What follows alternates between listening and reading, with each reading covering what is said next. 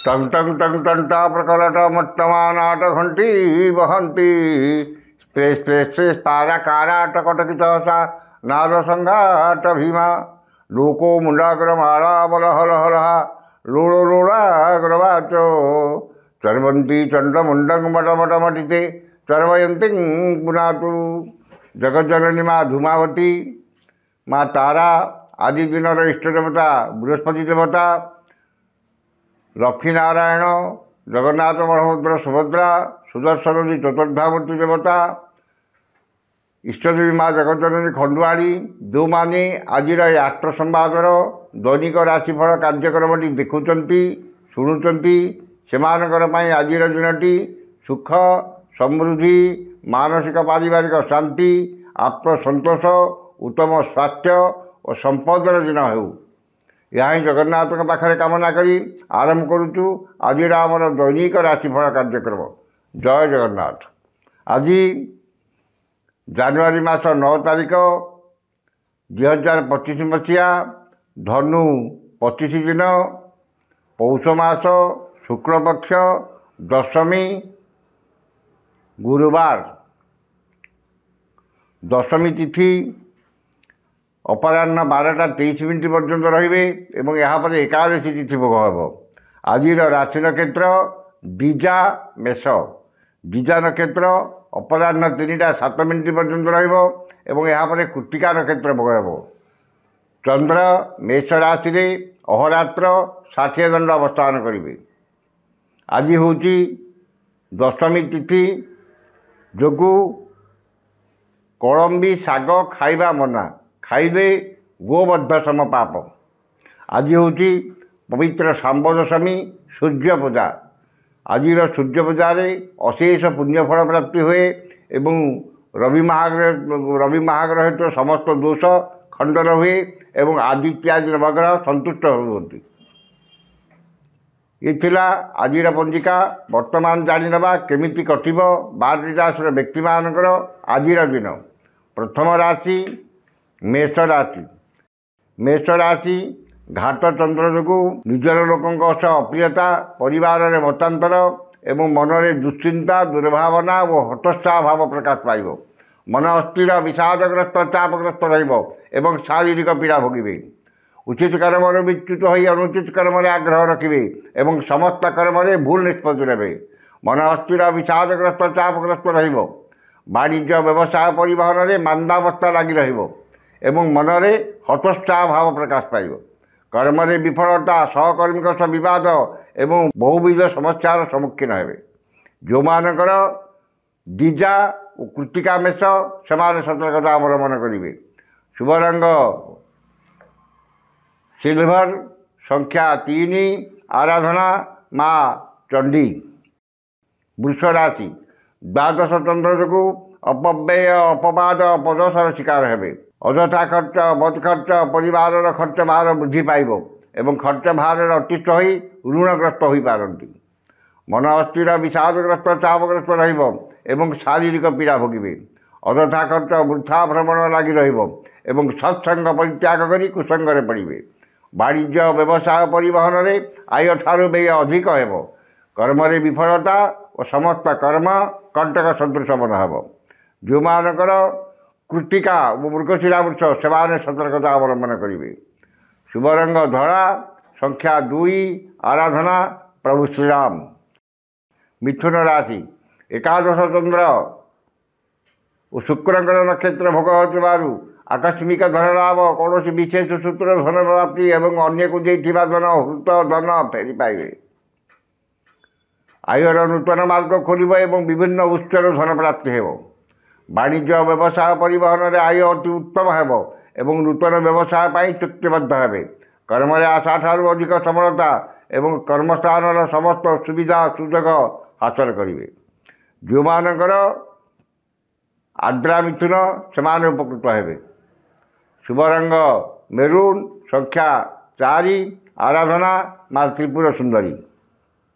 कर्कट राशि दशम चंद्र दशमी तिथि गुरुवार जोगु आज जेकोसी कर्म आरंभ करेंगे से 100% सफलता पाइबे। कर्म प्रति एकाग्रता आंतरिकता अधिक रही समस्त कर्म आशा ठारू अधिक सफलता मिल मनरे सत्चिंता सद्भावना प्रकाश पाइब एवं सत्कर्म अधिक आग्रह रभाग्य अपेक्षा कर्म अधिक ध्यान देवे एवं व्यवसाय अपेक्षा कर्म अधिक शुभ फल पाइबे। वाणिज्य व्यवसाय परिवहन में आय मध्यम एवं मनरे प्रसन्नता परिवार सुख शांति देह मन सुस्थ जो मानकर पुष्या कर्कट से उपकृत हेबे। शुभ रंग धला संख्या 5 आराधना माँ भुवनेश्वरी। सिंह राशि नवम चंद्र गुरुवार एवं अपराह्न 3टा पर रविंकर क्षेत्र भोग होतबारु गुरुजन कृपा क्षमताशाली व्यक्ति सहायता और राजनैतिक व्यक्ति सुदृष्टि रही मनरे उन्नत चिंताधारा उच्चाभिलाष प्रकाश पाइब और उन्नतिमूलक कर्म ध्यान अधिक परोपकार समाज सेवा और धार्मिक कर्म अधिक आग्रह वाणिज्य व्यवसाय परिवहन में आय अति उत्तम कर्म आशा ठारू अधिक सफलता उच्च सम्मान उच्च पदवी प्राप्त करेंगे। जो मानकर मघा उत्तरा फाल्गुनी सिंह से उपकृत हेबे। शुभ रंग गोलापी संख्या 11 आराधना प्रभु गजानन। कन्या राशि अष्टम चंद्र जो मनरे विरक्ति भाव चिड़चिड़ापन प्रकाश पाइब एवं चाली चलन व्यवहार कथबार्ता विवाद्य हे मन अस्थिर विषादग्रस्त चापग्रस्त रही समस्त कर्म भूल निष्पत्ति देवे निश्चितता को परित्याग कर अनिश्चितता पछरे पश्चाधावन करेंगे एवं बिना कारण बहुत व्यस्त रहिबे। वाणिज्य व्यवसाय परिवहन में आय ठारू व्यय अधिक एवं आर्थिक स्थिति बिगड़ी कर्म विफलता एवं समस्त कर्म कंटक सदृश बन जो मानकर चित्रा कन्या से सतर्कता अवलंबन करेंगे। शुभ रंग मेरून संख्या 8 आराधना भगवान विष्णु। तुला राशि सप्तम चंद्र एवं घातवार जो घातवार प्रभाव विशेष रहा मनरे प्रसन्नता दाम्पत्य जीवन में मधुरता एवं परिचित महिला साहाय्य सहयोग धन मिल पुत्र कन्या भातृ भग्नी वैवाहिक कर्म पाई आयोजन करेंगे एवं परिवार प्रति अधिक ध्यान देवे। वाणिज्य व्यवसाय परिवहन में आय अति उत्तम कर्म सफलता और महिला सहकर्मी साहाय्य सहयोग प्राप्त करेंगे। जो मानकर स्वाति तुला से उपकृत हेबे। शुभ रंग नील संख्या 2 आराधना प्रभु श्रीराम। बिच्छा राशि षष्ठ चंद्र एवं घात तिथि जो घात तिथिर प्रभाव विशेष रहा रोग ऋण दुख शोक क्लेश मानसिक अवसाद सामयिक मुक्ति मिल आपण वक्तव्य सम्मोहन शक्ति एवं शत्रु मान मित्रतार हाथ बढ़ाइबे जस सम्मान सामाजिक प्रतिष्ठा एवं जनसंपर्क वृद्धि पाइब कौन सभा कि संगठन नेतृत्व नेबे एवं मनरे उन्नत चिंताधारा प्रकाश पाइब। वाणिज्य व्यवसाय परिवहन में आय अति उत्तम एवं नूतन व्यवसाय सुजोग जुटिब कर्म सफलता एवं कर्मस्थान समस्त बाधा विघ्न प्रतिबंधक दूर हो। जो मानकर अनुराधा इच्छा से उपकृत हेबे। शुभ रंग हलदिया संख्या 6 आराधना प्रभु हनुमान। धनु राशि पंचम चंद्र गुरुवार जुगु विद्या बुद्धि ज्ञान गारिमा प्रत्युत्पन्नमति दूरदृष्टि धीशक्ति स्मरण शक्ति विकास घटव संतान मान आज्ञाधीन एवं कर्म को नहीं गर्व अनुभव करेंगे। पितामाता कृपा पैतृक संपत्ति को नहीं बद जमी जमा बद भातृ बद पारिवारिक बद सरल समाधान हो। वाणिज्य व्यवसाय परिवहन में आय मध्यम हो कर्म सफलता शिखर छुईम। जो मानकर मूला और उत्तराषाढ़ धनु से उपकृत हेबे। शुभ रंग हलदिया संख्या 2 आराधना माँ तारा। मकर राशि चतुर्थ चंद्र गुरुवार जोगु गुरुजन बद क्षमताशाली व्यक्ति सशस्त्रता और राजनैतिक व्यक्ति आक्रोश शिकार हे। मूल्यवान पदार्थ नष्ट कि हजि जापे एवं मारी मकदमार पड़ पारती। जानवाहन में खर्चांत परिवार अशांति शोधन बद और पड़ोशी तिक्तता देखादेव। ବାଣିଜ୍ୟ ବ୍ୟବସାୟ ପରିବହନରେ କ୍ଷତି ଦେଖାଦେବ। କର୍ମରେ ବିଫଳତା ଓ ପଦସ୍ଥ ଅଧିକାରୀଙ୍କର ରୋଷର ଶିକାର ହେବେ। ଯେଉଁମାନଙ୍କର ଧନିଷ୍ଠା ମକର ସେମାନେ ସତର୍କତା ଅବଲମ୍ବନ କରିବେ।